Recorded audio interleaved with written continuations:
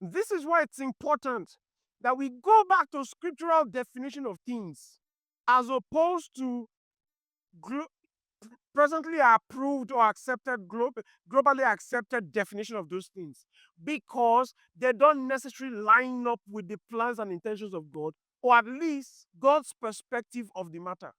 Because the way to deviate a whole generation, to take a generation in a complete different route from God, is to change their definition of things, to pervert their definition. Because if you can change the definition, they believe the definition. They will think they are serving God, but they will never be able to produce the works that they are supposed to produce in service to Him, because they are working with wrong definitions of the things, the tools they are working with. That's why I took my time to explain to you what the devil does. How he's so patient, dropping a drop, this water that you have in a bowl, transparent, no colorless. He will drop little by little by little by little until it changes color and you do not even recognize it as change color. Because he was patient, doing it over a period of time. So you don't notice. And same things are happening to our definition of thing. I mean, there's almost no difference between love and lust right now. When you listen to people speak, and I listen to a lot of them, when you hear their definition of lust, of love, when they are speaking and talking about why they lost somebody, all I am saying is lust. All I am saying is lust. What they are defining is lust. Why do you love this lady? Man, the first time I saw the lady, her Coca-Cola bottle shape.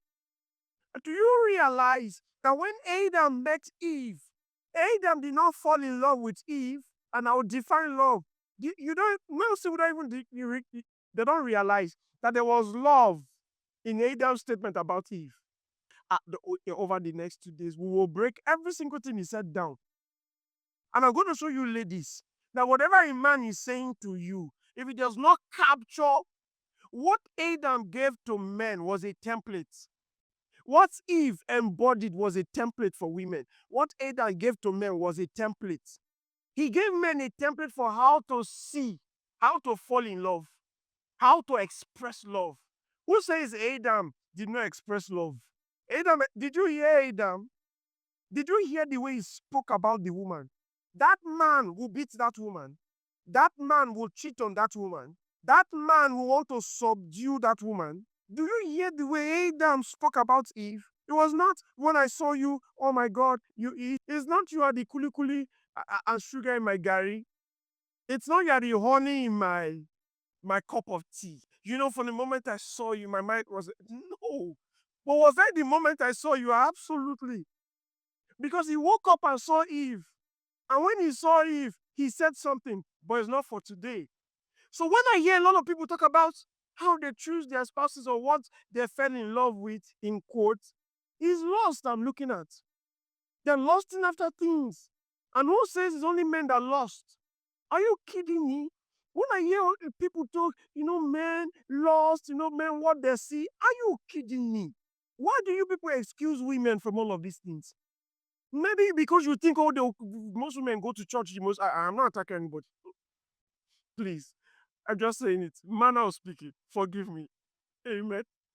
Is it because we have more women going to church or what? Are you kidding me? And all the things people say is exclusive to men. Have they paused for 1 second to look at the women we are looking at today? I'm not attacking anybody. Are you kidding me? Women lost every bit as much as men lost. What we lost after is different. But everybody lost. Lost. And I'll prove it to you. Because in fact, the first person we saw exhibits characteristics of lust was Eve.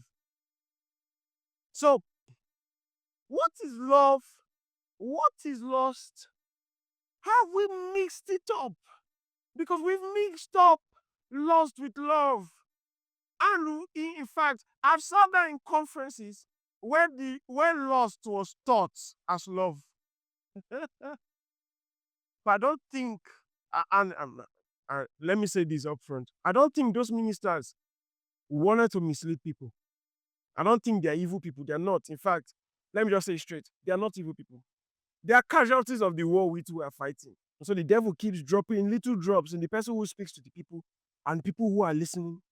Sometimes even the person who is speaking truth. The lens through which the people who are listening to him are viewing that thing is a distorted lens. So he's speaking the truth, but they are using a lens to listen. By the time they give you their interpretation of the truth the person is saying, it will shock you. And we have a bunch of people who will attack the preacher for some other people's interpretation. Let's stop fighting each other. We wrestle not against flesh and blood, but against principalities and powers. Let's do warfare right. Amen. Let women stop thinking men are their problems. Have you spoken to some women? You know the reason why they end up with very nasty men. Men are evil. Men are this. You already have a filter through which you see every man. And you don't realize, for as long as you're using that lens to look at men, you will find right men. You end up with what you're professing. Then the devil will now use that as evidence to confirm what you've been saying about men.